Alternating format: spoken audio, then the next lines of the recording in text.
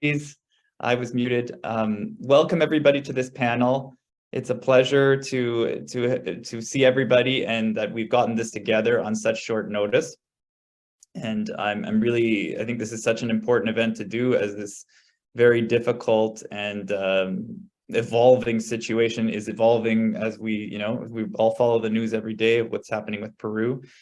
So I'd like to start off by I'm today at York, and York University it acknowledges the relationships with many different indigenous nations who have the traditional territories on which York's physical campuses are located, and the area known as Toronto, where we are today, or Takaranto, has been taken care of historically by the Anishinaabe, Haudenosaunee Confederacy, and the Huron-Wendat, and today it's home to many First Nation, Inuit, and Métis communities. And we acknowledge the current treaty holders, the Mississaugas of the Credit First Nation, and the territory is subject to the Dish with One Spoon Wampum Covenant. And I'd just like, as we start this event, everybody to reflect on the history and the current realities of colonialism and the way that shapes, including this current crisis in Peru that we're talking about today. So just everyone reflect on that. It's my pleasure to welcome colleagues today. We have with us Carmen Ilizarbe, who is a professor of government and social sciences at the Universidad Católica, the Catholic University in Lima. She's joining us from Lima. We have Yojana Oscco, a PhD student in political science at the University of Toronto, here in Toronto as well. Werner Jungbluth, PhD student in sociology at York University as well.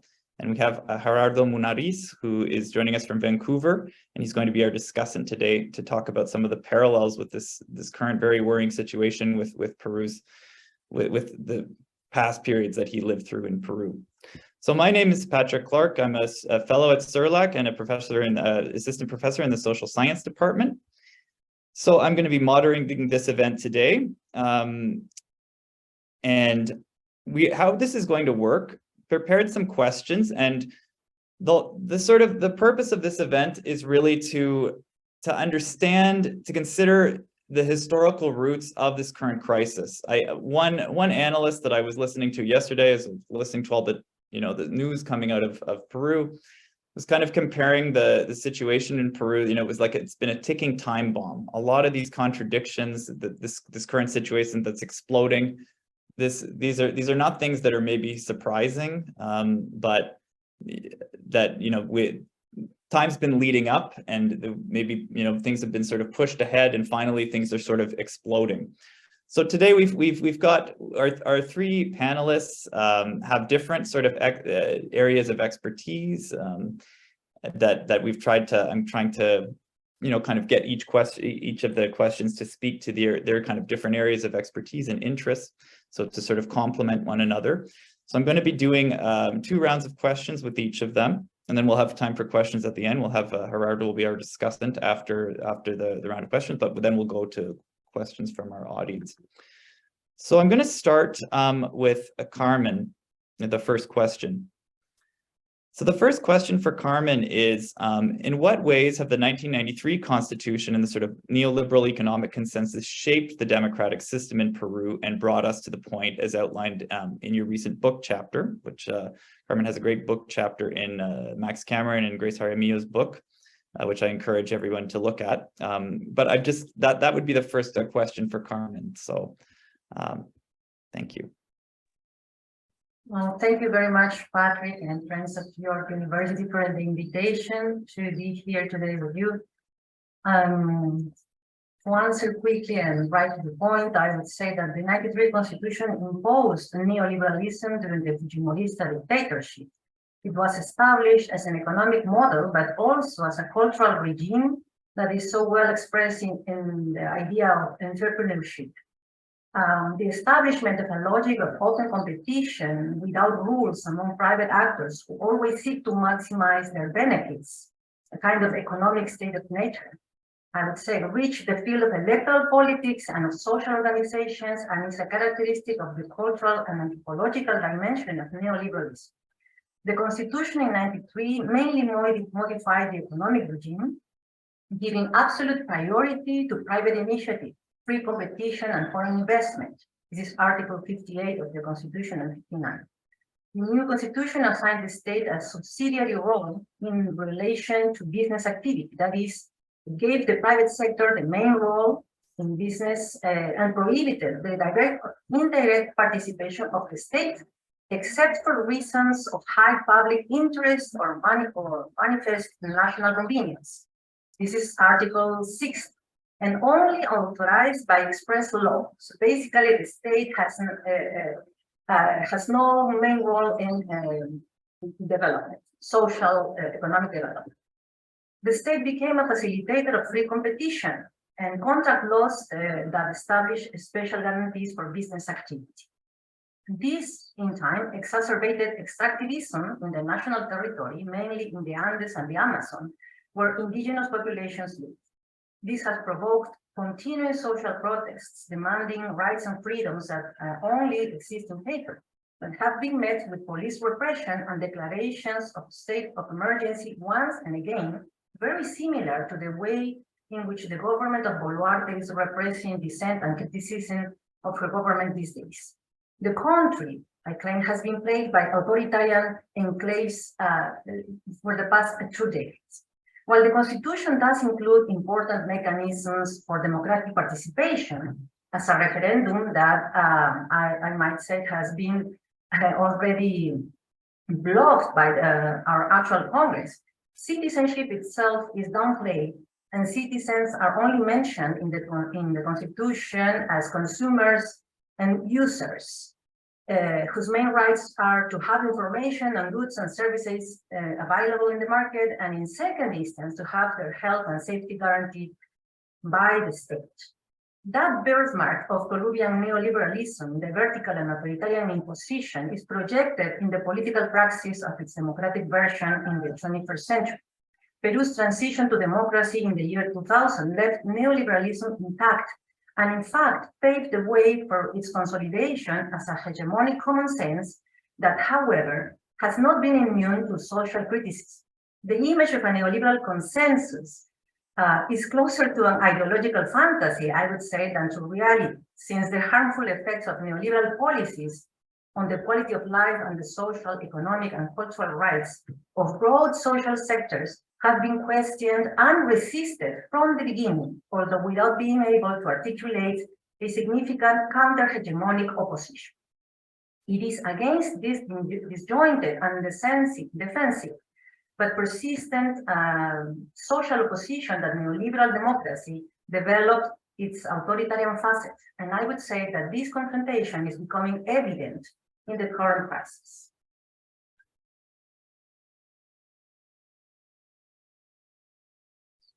That's an excellent summary, Carmen.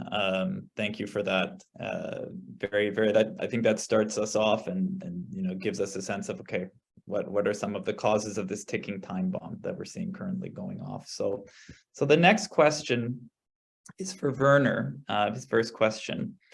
And I think, anyone who's sort of followed the news and has at least the news within Peru and the way that this has been covered, I think that we see that that's really contributed as well. So my question for Werner is, what role has the media played in shaping the narrative of both the political crisis and the protests? So the crisis, the December 7th crisis, what happened after that, and then these current protests? What kind of narratives are the media shaping that have then gotten sort of transferred into the public sphere?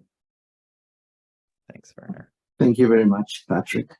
And thank you, Carmen, Yojana, Gerardo, everyone here at York University and CERLAC, and everyone attending this panel. Well, the December crisis is now the January crisis, and it will be the February crisis, right? The name has a historical, the name of this panel has a historical flavor to it. So about the media, I think we can start by discussing mainstream media. So who do you read, right? And who do you listen to? That shapes, like you said, a narrative of what's actually happening. And let me let me just start off by saying that today, El Comercio, one of the oldest, and supposedly more reputable newspapers in Peru, has an article saying that Fitch ratings might demote us or punish our credit score due to the crisis and the mobilization. So, yeah. So about 60 people have lost their lives in the repression of the, in the midst of the repression of the government of Dina Boluarte, and but we should also be focused on Fitch ratings as well. So this is following Carmen's point about entrenched economic interests, right? So apparently the people that have economic power, and this is also related to extractive industries in Peru, don't read other media besides, well, they have a lot to choose from because Peruvian media is mainly right-wing media right now. Mainstream Peruvian media is mainly right-wing. I think that's something that can be substantiated. Okay, so they don't read other media that would care about other sorts of narratives. For example, a poll by Instituto de Estudios Peruanos, IEP, right? A poll saying that a lot of people, more than 80% of people, were in favor of a new process for a new constitution, are that less than 30% of people approved of Dina Boluarte was presented only in one of the newspapers. Peru 21, a right-wing newspaper, uses another polling agency and was for the last year dedicated to monitor the disapproval ratings of President Castillo very closely, right? So it's your poll, my poll. These are not public conversations. The narrative right now in mainstream media is mainly us versus them, right? We and they. Who are them? Who are them? And I think it's important to mention what Carlos Iván de Gregori called keeping the ghost of war alive, right? So we experienced an internal armed conflict between 1980 and 2000 that was devastating in many aspects in society. And then the idea of the terrorist, of the violent, evil, deviant terrorist came to the fore. And now, apparently, Peruvian right-wing media, most of it, is terrorized by mobilization, by social unrest, because they can lay an imaginary bridge with terrorism, with the times of terror, right? So they are labeling people terrorists indiscriminately as to frame a violent other. But this violent other is a narrative construction also made from images of an inferior other, especially when coming from provinces that are disputing some kind of hegemony, you know, to the almighty, powerful capital city of Lima, right? The urban center par excellence. And they are also in the latest Toma de Lima, the very symbolic Toma de Lima, they are also framed as invaders of my home, say the pearl clutching, Limenians, right? So invader, terrorist, inferior, such is the other, and the othered person framed by the media, right? So the media has an interesting story. In 98, Fujimori and why can't we have politics without Fujimori? Well, because Fujimori in 97, 98 diverted his government, Vladimir Montesinos and Fujimori diverted public funds to buy newspapers, to attack his political rivals, leading to the 2000 election. So here is when apart from some lurid, sensationalist aspects of the media, you get an explicit political attack. And I think some of the grammar of the political attack is reproduced, has been learned, right? We haven't learned a lesson because after the transition, some of the media had to admit and went to trial. The Winters brothers of Frecuencia Latina received $3 million, right? So after 2000, there was some sort of contrition, right? In some part of the media. We have completely forgotten about that, and it's about defending the status quo right now. So thank you. Excellent. Thank you, Werner. I think that leads us well into the next question, because you're talking about this construction of particular narratives. So for Joanna's first question, I'd like to ask her what role she thinks racism, class prejudice, and rural-urban disparities have played in generating the current crisis. Perhaps that's a little bit very broad, and it's obvious that is the case, but yeah, maybe broader, and then if you want to go more specific in any of those, Joanna, thank you. Imainayan Kachankis, thank you, Patrick. And I think, yeah, it is broad question, but I would like to emphasize how the intersectionality perspective could be useful for understanding the current crisis in Peru. The question is about how class, race, gender, ethnicity, and so on are shaping the rapid scale of this mobilization at a national level and the durability of this social mobilization. I would like to analyze also from the experience of grassroots mobilization that is facing all these racist connotations in the current protests in Peru. Also, the racist and class prejudice is a colonial legacy that is still present in institutions and the minds of many Peruvians who often see indigenous people as inferior to them. This is the reality.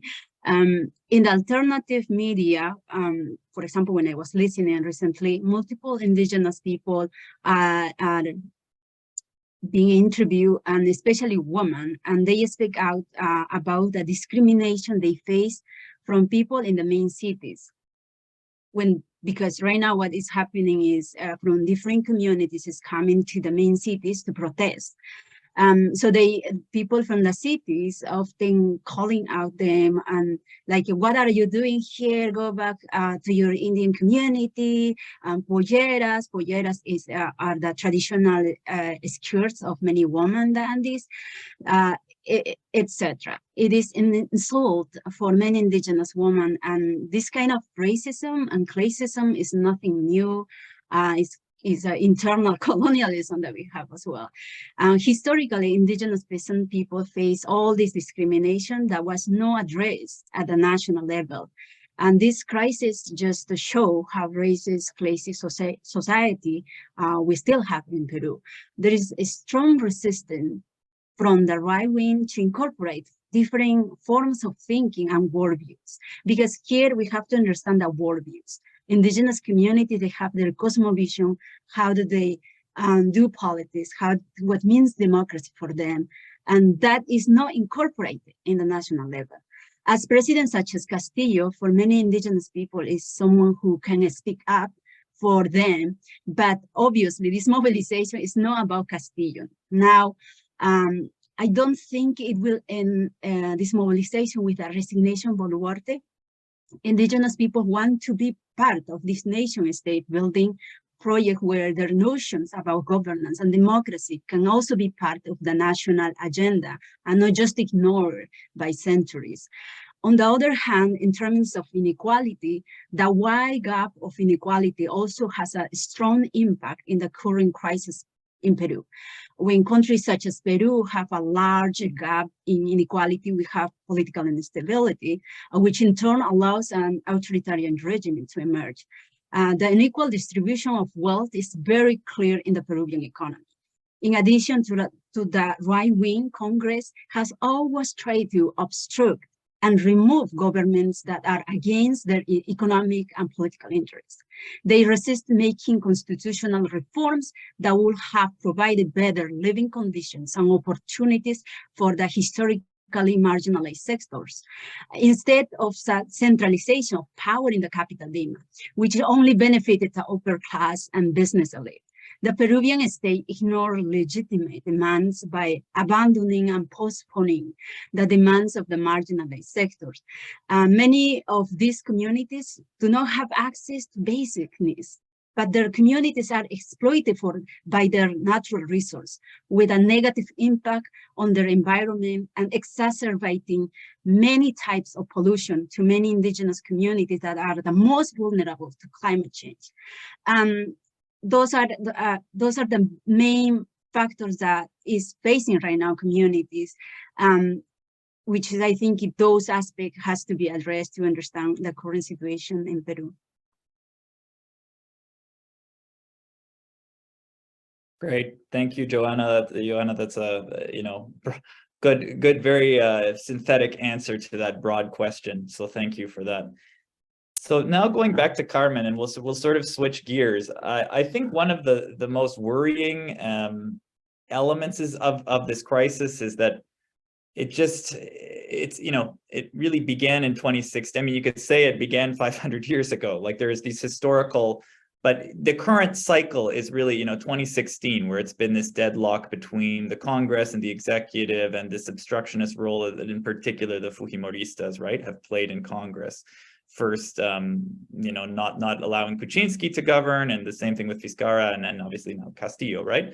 So within that context, Carmen, what do you think, what are the prospects for some kind of political reform? I mean, obviously calls are growing now for, that's become, obviously this is much beyond Castillo, as Yojana just said, right? This is a call for major reform that the system hasn't been able to deliver, right? So what do you think a pathway out of this might look like? I mean, in terms of coming to some kind of consensus, where might that come from? What's a way out of this crisis? Is it elections? Will Boluarte resign? And what might bring that together? Yeah, thank you. Well, that's a very difficult question, Patrick. I do not know what the future holds for us. But I think that political reform, simply political reform is not going to be a good way out. It has been attempted several times before and blocked or disfigured by the political class once and again. The problem, I think, is that after the collapse of the system of political parties, namely of the system of political representation back at the beginning in the 90s, we have to remember that when Fujimori was elected, he was an outsider, and he competed with another outsider, Mario Vargas Llosa, right? So I think that's a good symbol of, the collapse of the political party system at the end of the 20th century, but we have not been able to rebuild a system of political parties, and what we have now are more mafia-like organizations that basically further their private interests from state institutions and mainly from Congress. And so I think that we are witnessing not just a crisis, but the collapse of the political system inaugurated in 2001. I don't think this is a remedy. The delegitimation of the political class and of political institutions has reached intolerable levels. And I believe we long past the point when a new electoral process can offer an alternative, a real alternative.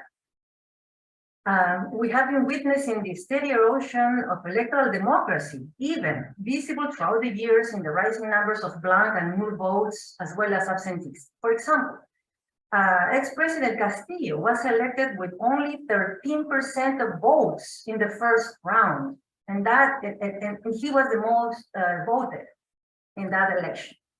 Okay, so and something similar has happened to previous authorities and other important leaders, like the mayor of Lima, for example. It's not a majority who support our authorities, it's actually minorities. And at the same time, the demand of the Constituent Assembly has been growing quickly. I think it's first, we saw, a first popular call for Constituent Assembly in the crisis of 2020, in November 2020, when the people mobilized to depose a government imposed from Congress. That's the main antecedent from the crisis we are in now. And so at that moment, we already saw that a demand that had been there, in the political spectrum for a while. The left had tried to bring it forward, but it didn't really have support from the people. But in 2020, it started to grow. And this became very clear during the electoral process, because Constituent Assembly was an electoral promise from candidates from the left. Actually, the dupla Castillo-Boluarte promised a referendum to ask the people if they wanted a Constituent Assembly or not. The previous president, ex-president Castillo, but also current president Boluarte, promised a referendum to ask the people if they wanted a constitutional assembly, a constituent assembly. And so this has been growing steadily as I think it summarizes well the need to reform the country, to rebuild the whole political system, to open the system to new participants, new organizations, to rebuild the public agenda also.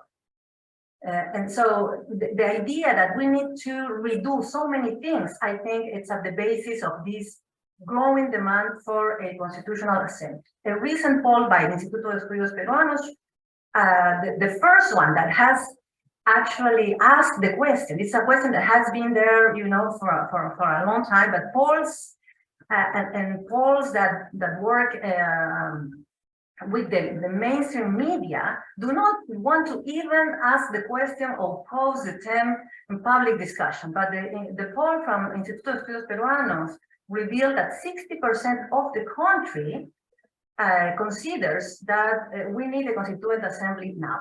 So I would say that that's a way we have to explore, thought, discuss, and think.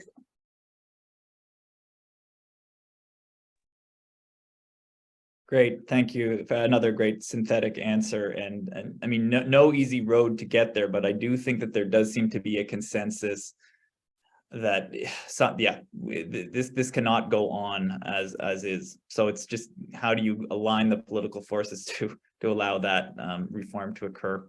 So the next question for Werner is kind of following up on this question of the media. Now, there's also social media. I mean, we were all probably, at least here on this panel, likely disturbed by what we saw in Brazil a couple of weeks ago, right? And this kind of copycat of the January 6th riots that we saw after Lula's inauguration. And I think what was, I mean, and this started in some ways with the Arab Spring, right? A decade ago, the kind of social media revolution. Social media is used by people to organize in new ways, right? New kinds of political forces emerge.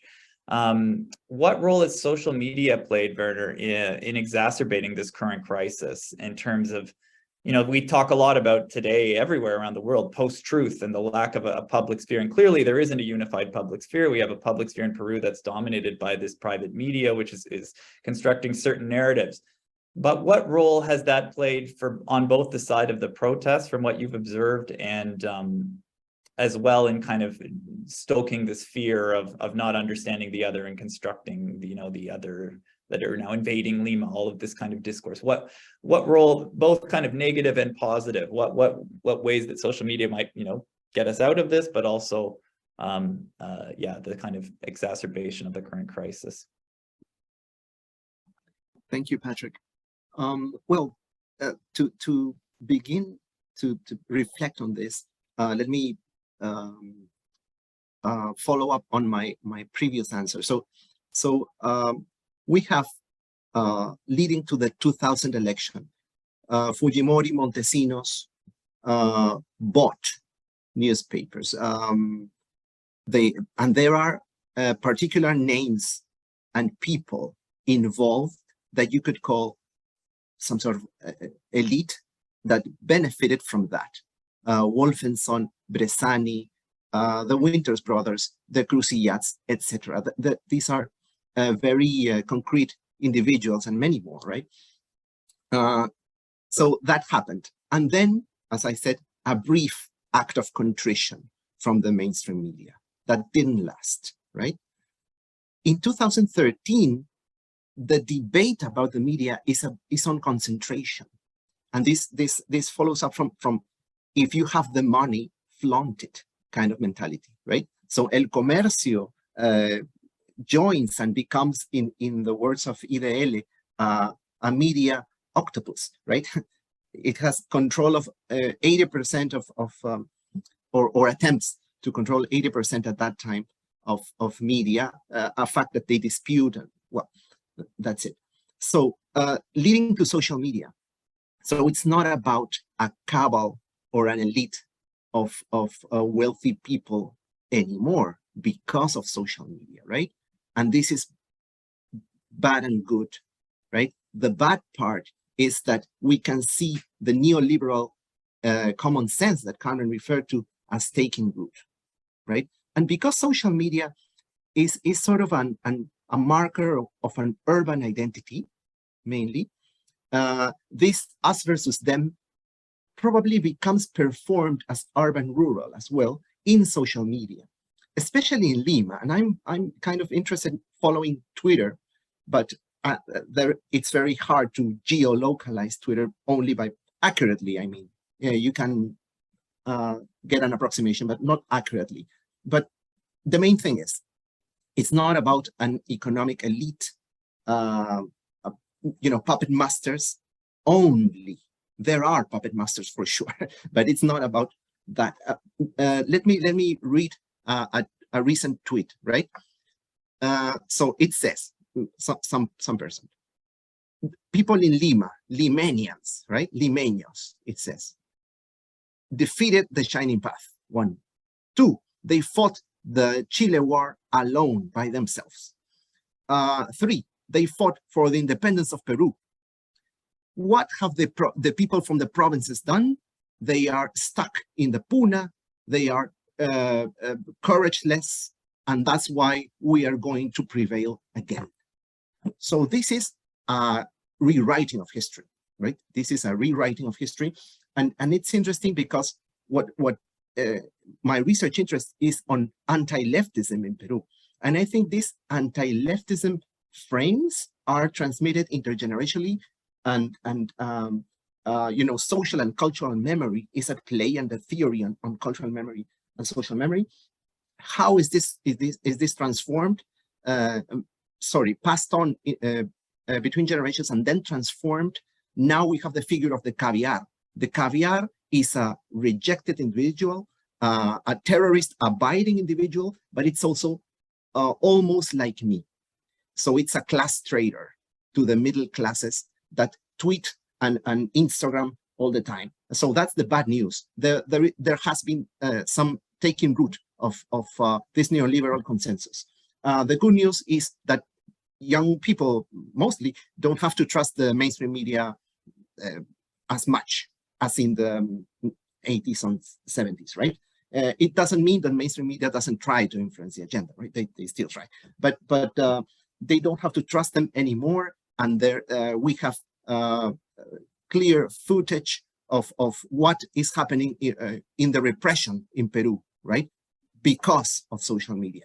And to be honest, there is also an appropriation of this right-wing and a contestation of this right-wing, sort of right-wing, right? That neoliberal, the value of the individual against welfare, right? There is an appropriation of that in jest, in joke. Most of the things I get from the far right are jokes made in social media itself, right? They add some levity, right? They are welcome in that aspect, even when the content is well, it's a misapprehension on history, as I just read, because Limenians didn't defeat the Shining Path, that it's a distorted idea of what Hein did, right? In those days. So yeah, that's it. I think these things have been passed on. As Carmen wrote in her article, and I will finish here, the transition in Peru, the fall from Fujimori and Paniagua, was all in all a conservative transition. So imagine Paniagua, he was also fearful of the left, I think. I'm trying to put myself in his mindset at that moment. So Paniagua couldn't have embraced a wide social change, right? He came from a party, a right-wing party himself, right? So sort of more linked with popular, maybe sectors, but right-wing. So these things get passed on. So our transition sort of solidified that neoliberal common sense, and this is also reflected in social media. That means that we have to take a hard look at ourselves as a society, and social media sort of, in a way, reflects all the work we have to do now. Thank you. Thanks very much, Werner. So for Joanna, the second question, and here I'm curious, you know, thinking about where you're from in the south of the country. I mean, you know the south of the country well, and this is where this and also thinking on the positive side here, because it can be overwhelming to think about all of the negativity and the difficulty right now. But I think one thing that Cecilia Mendez, the historian, said on a panel last week was, you know, we've seen the sort of the social and the collapse of political parties, but also like the social fabric. You know, that all of the other kinds of things, you know, liberals might call civil society, has collapsed. But how do we then explain the way that these protests have been organized? What about social fabric? What about indigenous peasant community? What role has that played in the current mobilizations? And, you know, thinking more positively, obviously the media is trying to construct this as well. But what can we say maybe positively about the role of community in these current protests and in uniting people, right? And kind of throwing off that fear as well of you know, not it seems like now there's been a breaking point. So yeah, I'm curious to hear your thoughts on that. Thank you. Yeah, I agree with Werner, with analysis with Werner and Carmen as well. And I think particularly, for example, in my community, I never experienced the way how in community levels they are organizing and trying to come to the city. Yeah, despite all this racism they have to face, and also they are still demanding for justice. And as before I was speaking with someone from my community, like when we see someone who dies from our community, obviously affect to everyone. It's kind of like family. The sense of community is strong. And I think what I can explain here is the lack of legitimacy of the Peruvian government includes also the incapacity to resolve this problem that is corroding the institutions in Peru. This crisis could have been alleviated on the first date of the mobilization, for example. No one of the major media and the politicians did care about the protest. Still, they are claiming that all this is Castillo's fault. This is a historical problem in Peru, and it will be if we don't address the problem from the root. And I think what we see, for example, many mainstream media is, you know, just blaming to Castillo and no reflecting what is happening right now. The Peruvian state over many years have ignored legitimate demands of abandoning and postponing the demands of marginalized sectors. So that has been deteriorating in the last decade. Adding the economic crisis and the impact of the pandemic as well, Peru has also suffered the world's highest mortality rate caused by COVID-19. There has been an increase in political, social, and economic crisis in Peru, which include the failure of the government to improve people's livelihoods. And I think the durability of this mobilization is also an important aspect to analyze. As many indigenous and peasant people arrive, for example, to Lima, and there is a strong community support among family members who live in Lima. Each community has its own organization in Lima. For example, my community, we call locales, local de Calcauso, which is the name of my community. And also they are supporting, like providing food, water. So each community has their own organization in Lima. So that's how also they are supporting in the basic needs of these people who are protesting every day in Lima. And also indigenous organization also supporting as well. These communities historically resist and have agency that often mainstream media want to diminish by labeling as awareness talk about terrorists, right? Labeling as a terrorist and being used by extreme leftists, diminishing their agency of this community. For example, when I think about my community, no one there is ideology. We can understand by a purely ideological aspect. They are fighting for the livelihood. So in conclusion, I think this mobilization merged with the lack of legitimacy of the government. And also according to the most recent poll, 71% of the population disapproved the current government and 84% disapproved the Congress. Despite all this, despite the militarization of the country, many people are still risking their lives by protesting. So I think this is very important to address. And also for us, also the cohesiveness that the community are having right now. Like in my community now, they are trying to have a direction. What we exactly we are looking for. Right? And that's why I say that this protest it won't end just with a resignation of Baluarte, because communities are also thinking about how can we address in a national level or ways of doing politics, for example, in the community level, doing democracy in community level. For them, it's frustrating, not change so quick when they say that this under this government is killing people, basically. Because in communities, when you have any president, any authority who does against the interests of the community, they rapidly change, like direct democracy, right? And so for them to see in the national level not possible these avenues is frustrating as well. And I think there has to be a flexibility to think about how this community and learn about community levels of doing democracy as well.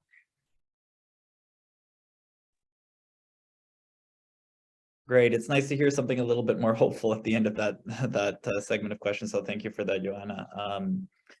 So I think now we'll thank you very much to the three of you. I think those were excellent interventions and complemented each other very nicely. We'll come back and we can maybe have a bit of dialogue in the Q&A as well with the questions that the audience has answered. But now I'd like to invite Gerardo Munariz to make some comments on what he's just heard, and also talk a little bit about the parallels with the 1980s and 1990s. I mean, in a way, I think this metaphor of the ticking time bomb really stuck with me and kind of summing up the current moment. And clearly there's just so many issues that have not been resolved from the previous period of the 1980s, 1990s. So I'm curious to hear what Gerardo has to reflect on. Thank you. Okay, thank you very much, Patrick. Can you hear me well? Okay. And also I'm very much grateful that give me an opportunity to share my thoughts in this very, very difficult time for Peruvians who are abroad. And it was I think, the most difficult time for me in the 20 years I've been in Canada. And it really brings memories, very painful memories of the 1980s and 90s when Peruvian indigenous people in the Andes, especially Ayacucho, Huancavelica, where I come from, and we suffered so much pain, and nobody in Peru really cared in the deep sense of level. Even at international level, there was such a neglect. And because I did my work in international human rights law, I was trying to analyze why in 1980s and 90s, when there was going on massacre in Huancavelica, in Peru, in Ayacucho, at international level, the OES or the UN Human Rights Commission was not giving the priority, unlike Chile or Argentina, for example. Why I couldn't find reports in Toronto about what's happening in Peru, but I found many reports on Chile and Argentina, when even I'm not dismissing, of course, what happened in Chile and Argentina. They deserve it. But for me, it was an open eye, and I say who I am. And I think this issue, it's not back 1980s or 90s and now, it's back 200 years, even 500 years ago. I think one of the things that taught me very much is when the Spaniards and the Portuguese arrived in the Americas, especially in the Andes of South America, at that time there were conflicts between nations, Incas, Quechua, Chancas. There were war, conflict. But there was a certain level of sensitivity because we were human. There were war prisoners. Of course, they were killing as well. But the level of the Spaniard, the Portuguese approach to indigenous people at that time when there were conflict was so much different, radical different, because they thought that the indigenous people in the Americas were not humans. They didn't have a soul.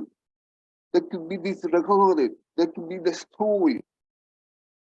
That is the root, I think, what is going on now is still in Peru. I need to try to argue at international level here in Canada and in Europe. And I think that's important that everybody has to understand that is the root cause why the social media in what Werner talking about, they thinking about how the Ayacucho people coming to Lima, they're alien, they're inferior. Nothing has changed really in the root level. So we need to speak up. And it's important for me to speak up because myself, I was really shut down myself because that's the way that memory plays with the narrative, what Werner was talking about. The official narrative tried to kill the memory of people who have been suffering. So it's important to bring up people who have been neglected, people who have been shut. I think it's important for me to speak now clearly because I'm an academic as well. I know the responsibilities as an academic to be impartial, objective, but I have ethics and moral. In my legal practice, I learned that human rights law give me a chance to bring the narrative of ethics and morality and to speak the truth to the power. So I think for me it's important to, in this important moment, on behalf of the thousands of people in Lima coming from the Andes, finally, without fear, telling them that we need to change the structural political in this country. We need to call a constitutional assembly so to change the structure of Peruvian elite who just see a Creole and a Spanish, a Catholic. But we need to speak to learn from the Aymara, from the Quechua, from the Ashaninka. It's important. Otherwise, we will never see this crisis be stopped. With what you say, Paniagua came 2002, 2003 after Fujimori didn't change at all. On the contrary, they pretty much strengthened the constitution that pretty much established to open up Peru as a market for the business. You know, I live in Toronto. Bar Gold is one of the biggest gold company in Canada. It's a lot of money they made in Peru in the past 20 years. It's so, they say nothing now when the people are being killed there. Of course, it's powerful interest. Well, where is the ethics of academics as well? Sometimes I say now academics should speak up about morality and ethics. I think now it's important to say that narrative that in 1980s and 90s, the elite say that these are terrorists and terrorists are evil and these want to destroy Peru, so we need to destroy them. That is the narrative they much constructed in 1980s and 90s, and they flopped with the seal of democracy. So now they are still, like Werner said, trying to narrate it, to practice that the same narrative. But I don't think it's going to work because communities like Yojana say has resilience and memory. And I think finally they say, no, we are not going to play along with that narrative that we are terrorists and we are going to be deserted and disappear and just shut up. No, we are not. And I think the most important thing I can bring here is we need the solidarity of international, public international, media, academic institutions. So we need to do that. If we want really to make a fruitful work in academia, we need to do that. Or at least be much more deep in our research. Just I will highlight something what is very disturbing for me. The judiciary and the public prosecutor are controlled by the business interests. Patricia Benavides Vargas, she's from Católica. She must be 5 years older than me. My sister went to her own. I know she comes from the background. And she is married with a businessman who makes business with main mining companies in Peru. And her sister also is accused of getting money to liberate the drug traffickers. Everybody knows in Peru that. But the judiciary and the public prosecutor is controlled by that. How they are going to investigate the killing and the persecution and the Peruvian indigenous people now going on. I don't think they are going to do that. I think what it's important to highlight it is the call of indigenous people like the Onaniap and Ilizarbe are calling that an international commission should go to Peru and to investigate what's going on now there. That is the only way maybe we will find out what is happening now and what will keep going on. I think that's the thing that to just summarize. And I think important points that make Carmen and Werner and Yojana. And so thank you very much.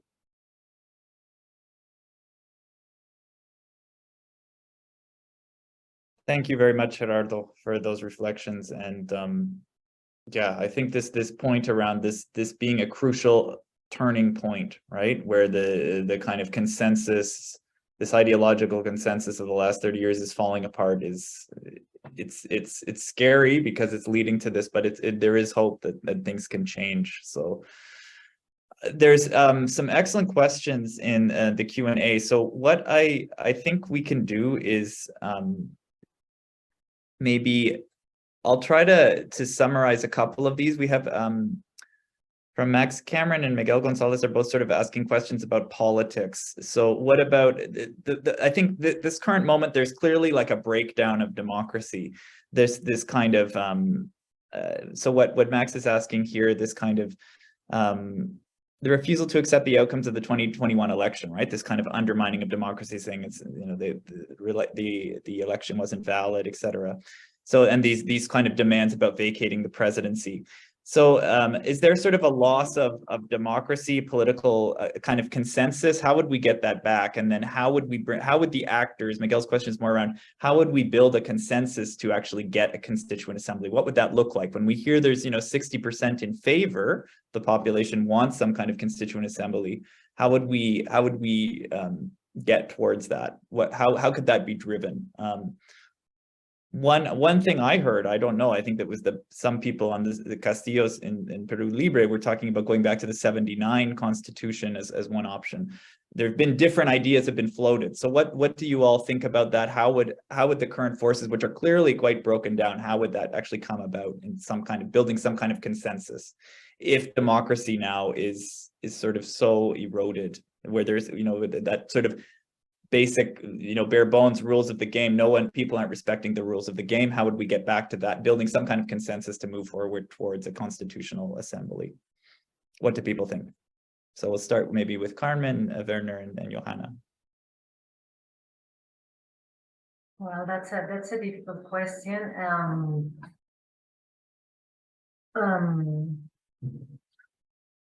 I think people are asking right now mostly for a referendum about the Constituent Assembly. I don't think that's an impossible demand to pose.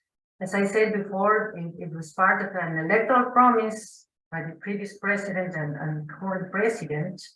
And I think that the support that it's building among the people for a referendum about the Constituent Assembly is a good way out of this crisis. I think that well, the main demands that have been building in the streets can be summarized in three, I think. That President Boluarte has to renounce, that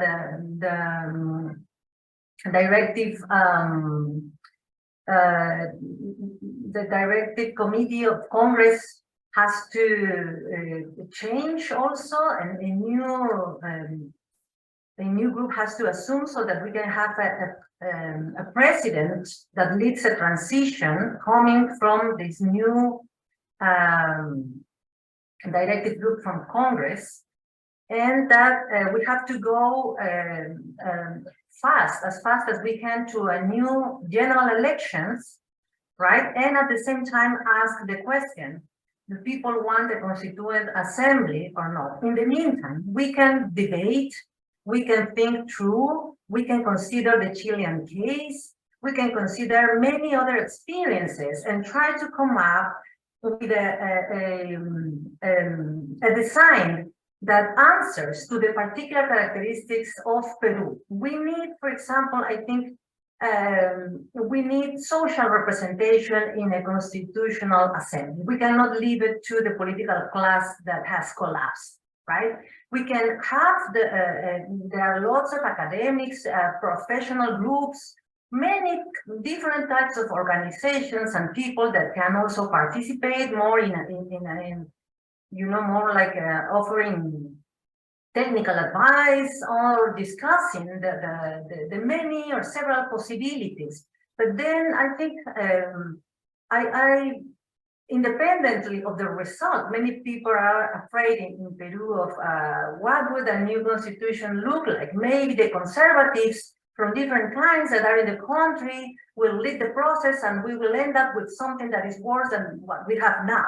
That's an extended fear, mostly from liberals.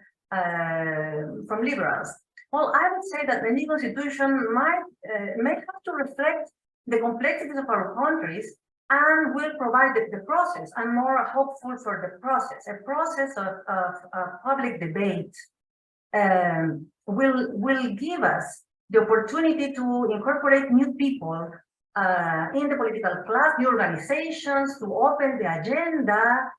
We cannot have all the answers right now, you know, even before the process begins. And my main preoccupation is that I think that being this a very difficult path, you know, constitutional assembly with uncertain results, I think it holds a democratic potential, while the other path, which leads to dictatorship, for sure, while we see that how this government is playing out the struggle with the people, there is no open path for democratization there.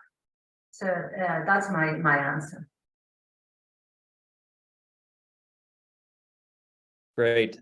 Thank you, Carmen. And just to interject another kind of synthetic question, we've got a question from Roberta Rice about the future of the Fujimoristas, whether Keiko Fujimori has a future in politics, and also another question from Maria Marcelli, I think it was, about Antaro Humala as a kind of political figure. So if Werner or Yojana, you want to comment on either of those and comment generally about the political the prospects for political consensus to moving towards either, I think a referendum or, what an eventual constituent assembly would look like.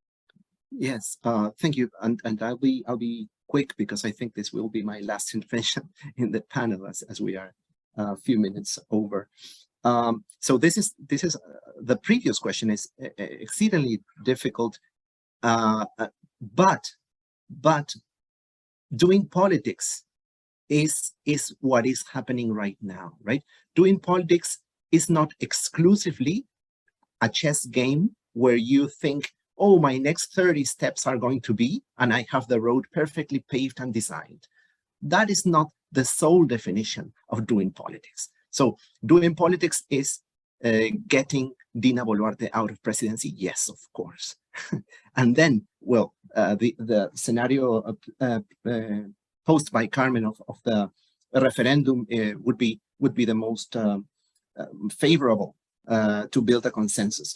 And something else, maybe there is an accumulation of social power, right? Maybe. And Carmen has also written about this, right? On mobilizations, on street mobilizations. There is an accumulation of social might, right? So maybe the state thinks twice, right? And I want to end on a more positive note. What about Fujimorismo? Well, Fujimori is now being celebrated again as the great messiah, whoever brings change, a moral figure, right? A moral figure. That has to do with rewriting history and a selective memory, but he's very much a player. I think Keiko Fujimori, is specialized in losing elections, right? But that doesn't mean that she won't try again. And just to wrap it up, so doing politics, right? What people are doing, like Yojana said, right, is doing politics. You don't have to be overly ideological, but this is doing politics as well. And doing politics maybe also, like Gerardo said, would be to ask these nations like Canada, right? And this university, right, to say something for the Canadian mining interests in Peru, right? Is that important or relevant, or it isn't, right? I think it is. So that would help us. Would be a nudge in the very difficult path to building a consensus. Thank you. Great. And Yojana, any comments on politics and Tarumala, the Fujimoristas, and moving towards either a referendum or a constituent assembly? Yeah, I think I agree with Werner and Carmen about the constituent assembly, and perhaps that would be a referendum that can bring the consensus. Because we have this constitution that it was elaborated under the dictatorship of Fujimori, and it was manipulated as well and the interest of right wing. So it is obvious the people why most people are want to change that, right? And the way I think I agree with Carmen that we have to incorporate social representative and communities as well, and all the organizations, and to be part, because indigenous communities and peasant communities are looking always for this plurinational state, right? Plurinational, where their cosmovisions, ways of living and thinking and seeing the world and understanding the world should be incorporated as well. Because we have, right now, many communities are facing the climate change. There is no water right now. There is a scarcity of water. And so there is no political will to resolve those problems, just to helping corporations to come and to these communities and encourage the extractivism. I think we have to also focus on climate change, and I will emphasize, and whether someone is from the left or the right, we have to address the climate crisis. It's global crisis, and I think in these indigenous communities, peasant communities, they were historically trying to protect their land. We believe in our Pachamamas, and we respect the Mother Earth. And that is a joke sometimes for right wing. They don't understand our worldview. And I think with this new Constituent Assembly will be important for us to incorporate all our knowledge that we think, how we see the world, and how we do politics. Regarding Antauro Humala, I don't think he will have more, I don't know, politics always in Peru is volatile and something can change, but most of the grassroots organizations are against, like is disappointed by him. And I think now what is important, I think, for indigenous organization, as Gerardo mentioned, we have to speak up what is happening and direct these communities as well. We have to do our role as academics, and many Quechua academics, Aymara academics also has their own organizations. We have to address and direct how we can help and to find this consensus where or demands also be incorporated in this democracy, and in this to construct this democracy that we all want. Great. If any of you see a particular question that you'd like to answer in the Q&A, you can see them as well. Anyone can jump in, but I think I don't know if there's a particular question anyone would like to look at or answer from the Q&A. Let me know, and maybe we'll just hear Gerardo's thoughts as well on that question of politics and the potential for reform.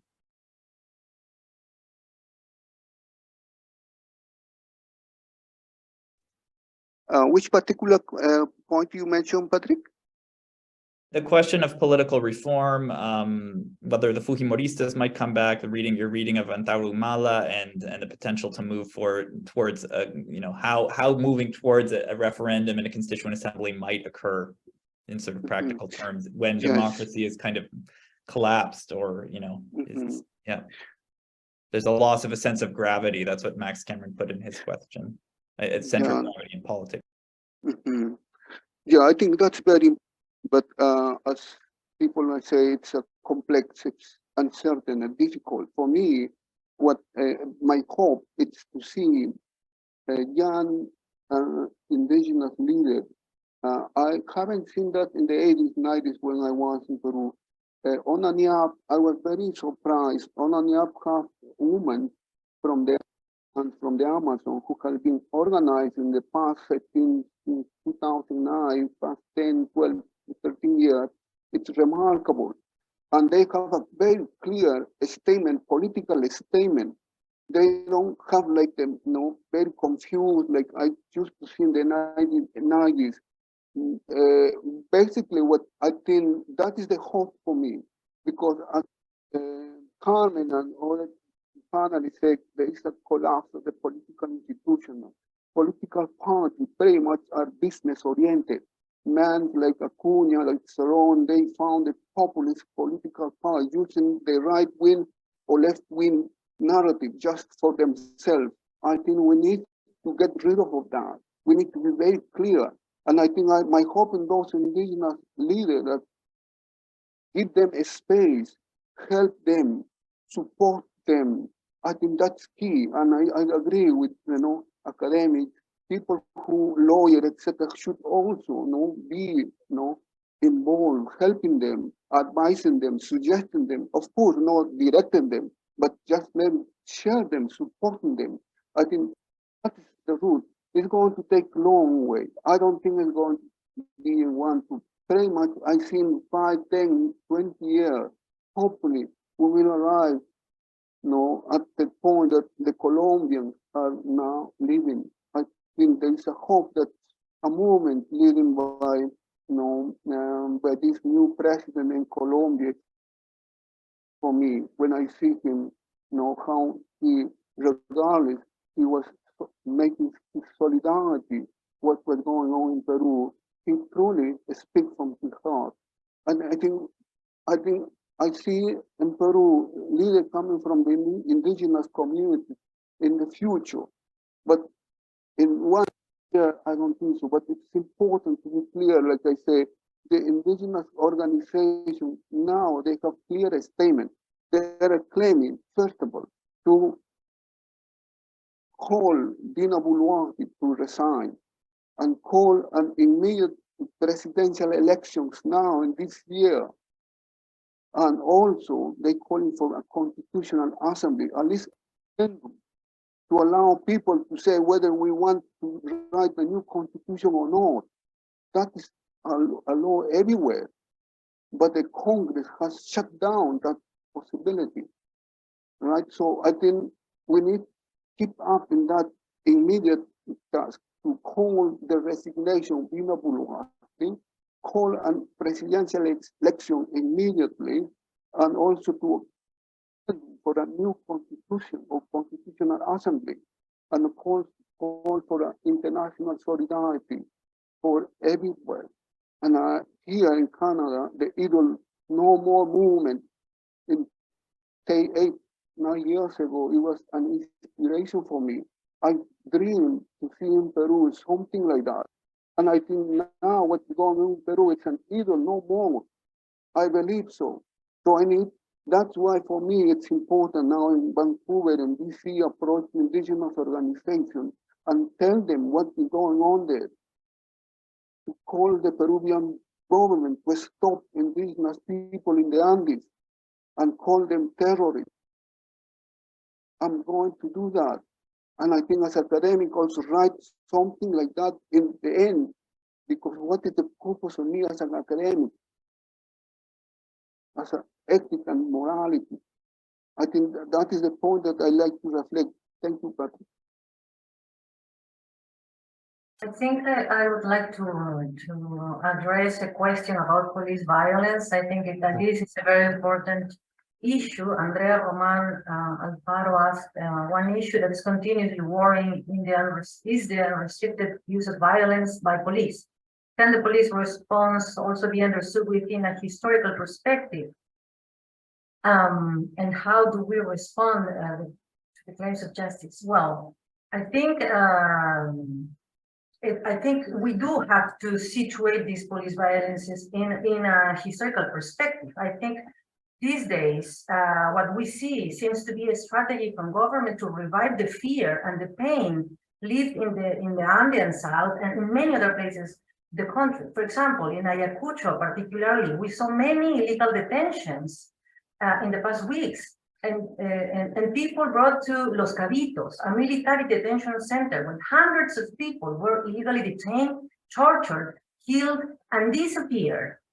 And I don't think this was a mistake. I think it's a clear strategy to inflict fear and people that are still traumatized by these events in the recent decades. Or we also have the example of the brutal intervention in San Marcos, in the public university, National University in Lima, with the terruqueo that was common during the war and all the mistreatment that different governments inflicted in the youth, university students from public universities mostly. So there is this campaign of terruqueo that Werner was discussing before, but it has this narrative dimension that we see in the media, but also these strategies used by the repressive forces. We also have seen the militarization of Puno in this week, after this very open confrontation between the president in her previous national her national speech. And main leaders and many people from Puno, we see the militarization of Puno. We've seen all these images. I mean, it's open to the public, and I don't think these are mistakes by the police or the government or the military, that there is no intelligence, or that these are not mistakes. I think this is part of a clear strategy that it's very, very worrisome, because it puts us clearly in the path to dictatorship. I don't find any other way to put it. That's my comment.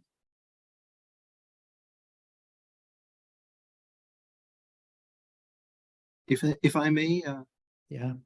I've seen very interesting questions, and thank you for that.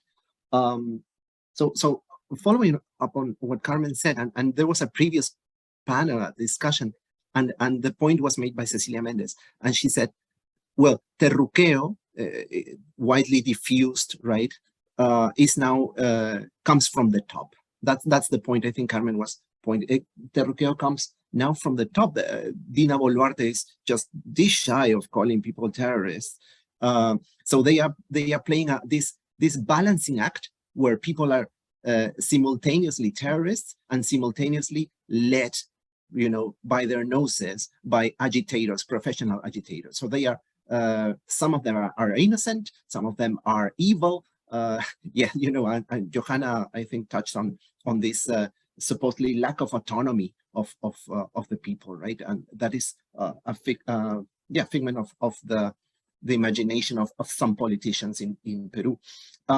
So I saw one question on and this is the power of social media too, right?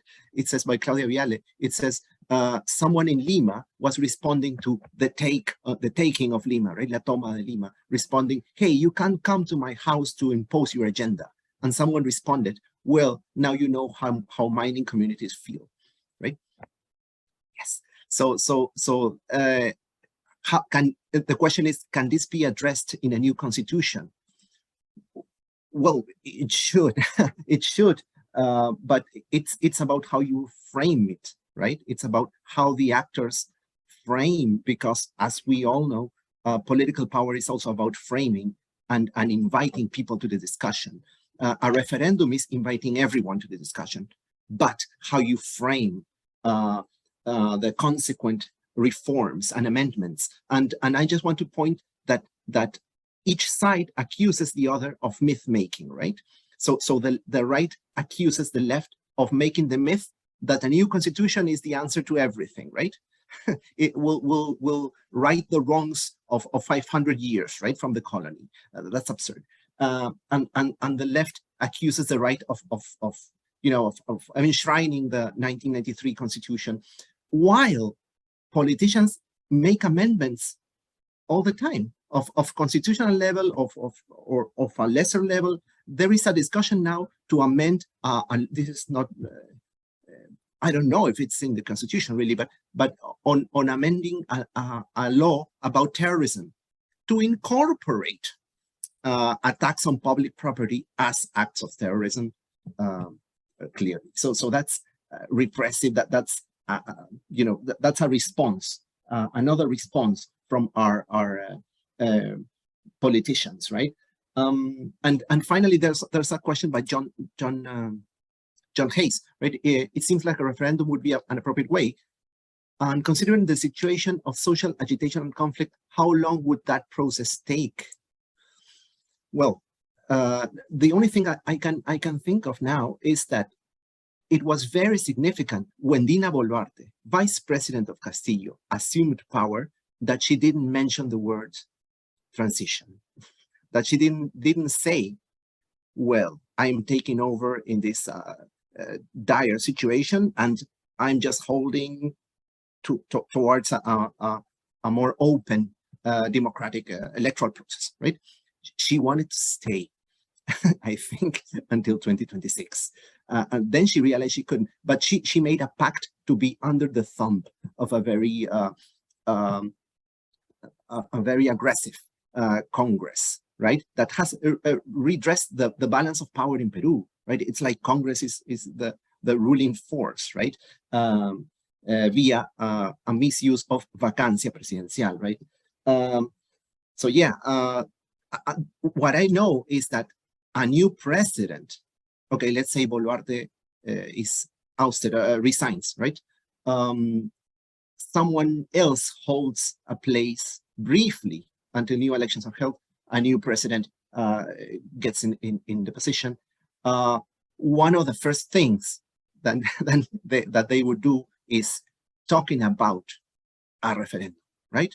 Or they would be like an extended version of Dina Boluarte playing for the Lima repressive elite, right? And how long does that last? Let's look at this experience that we're having right now, right? How long can that last? So yeah, that's my take on that. Thanks.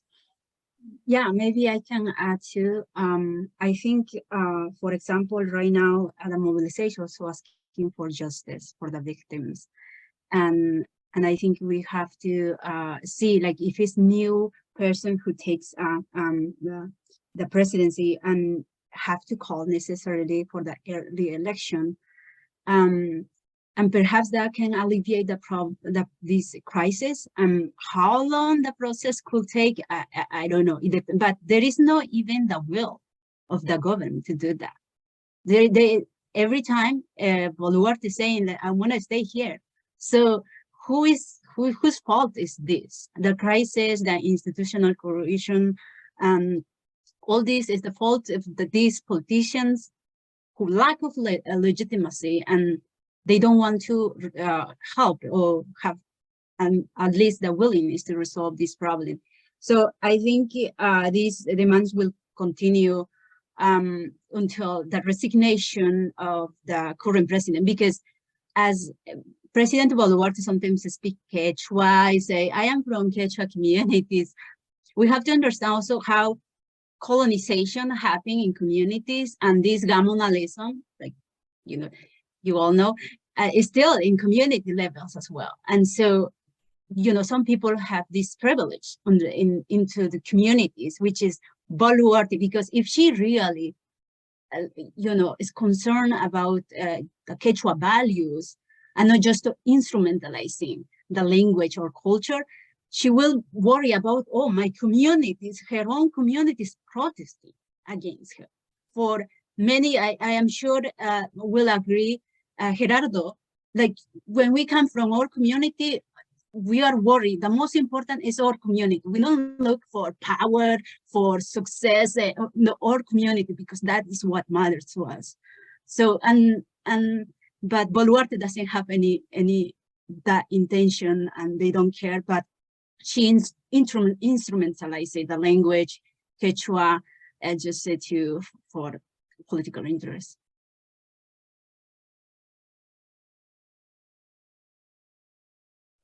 Great, thank you. Those are some fantastic reflections. If there are other comments that people want to make, I think one thing that's kind of popped out at me just looking through the questions, and something I've been hearing a lot in the media, is this discussion around the genocide charge.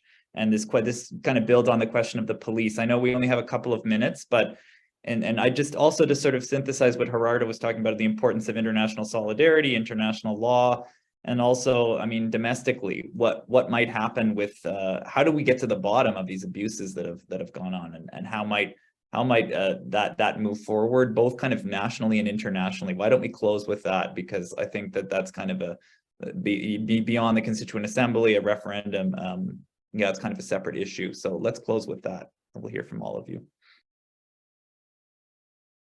Well, I think the accusation of genocide is going to fall. I don't think that's a very serious charge, and it implies, that there is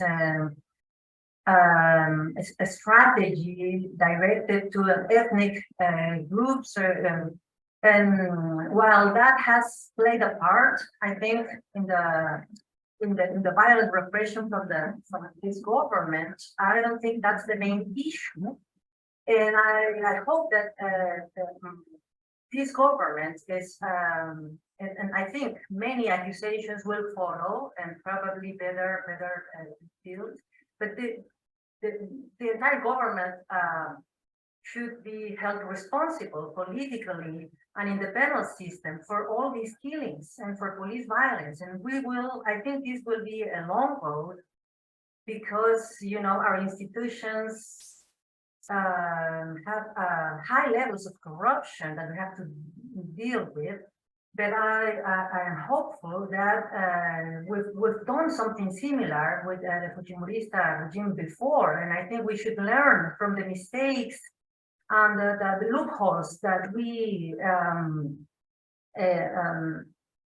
had in the previous experience to do a better job this time. But we will need to reform also the police and the military and the way they are formed and trained.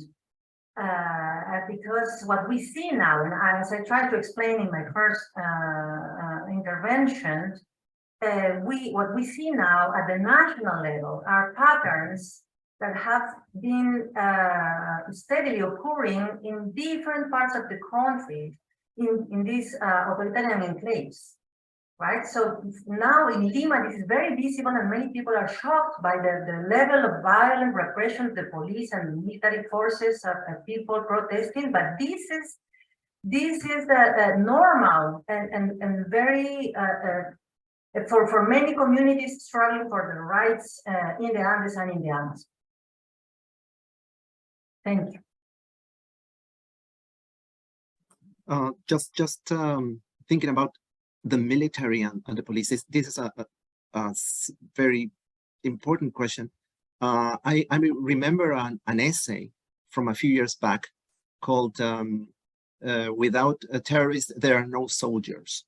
It's by a young anthropologist, Jose Ramos Lopez, and he talks about the pervasive nature of the terrorist threat in the way soldiers from the army, right, are trained and educated in Ayacucho, right, in Ayacucho today, right, a few years ago, right. So there hasn't been really a reform at that level. So I think the army is still seeking for the terrorist threat.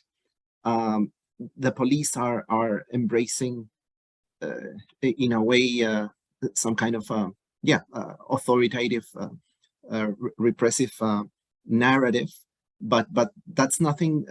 That's not unmutable, right? That can change and can be reformed somehow.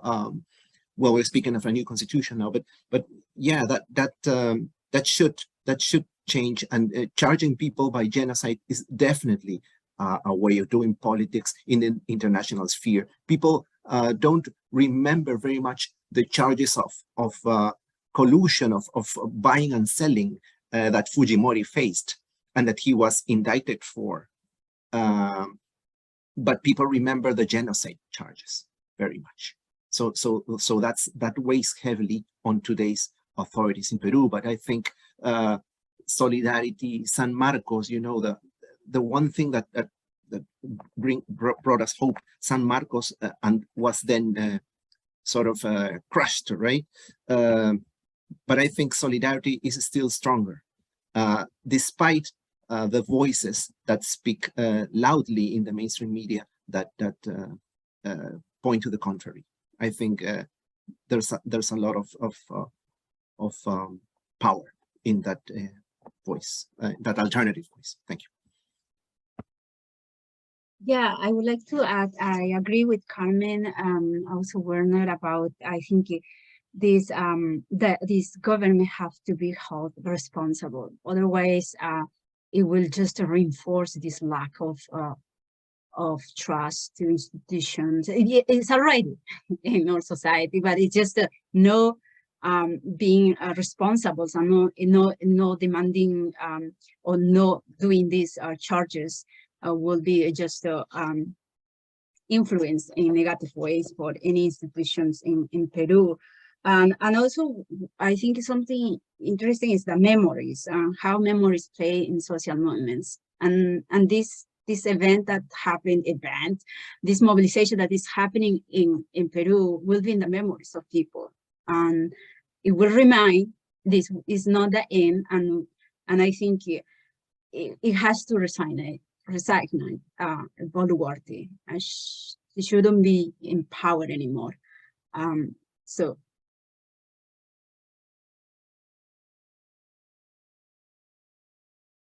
there is something I haven't heard here. I like to maybe just very quickly, an international actor.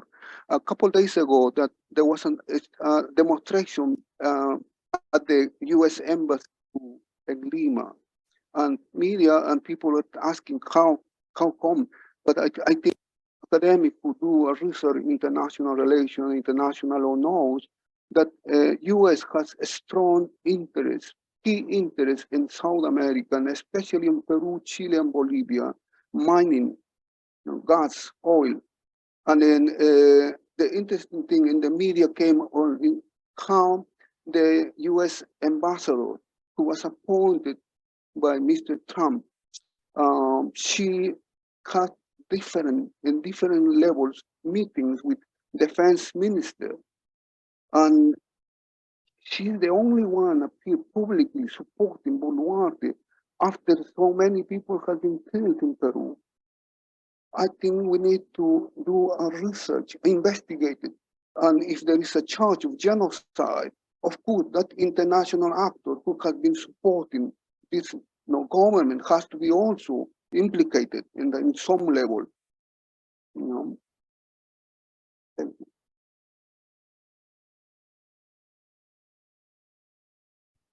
Okay, well, thank you so much to all of the panelists and everyone who attended this event and for the great questions. I actually feel a little more hopeful after this discussion, that I think that this is a breaking point, and hopefully things can move ahead. It's going to be difficult to find that consensus, but I think there is a fact that people are losing that fear, and this kind of fear of the terruqueo, right, to be just called a certain thing, and change has to happen. And I think that there is a consensus of 60% of people are saying they want a referendum. Hopefully we'll get that.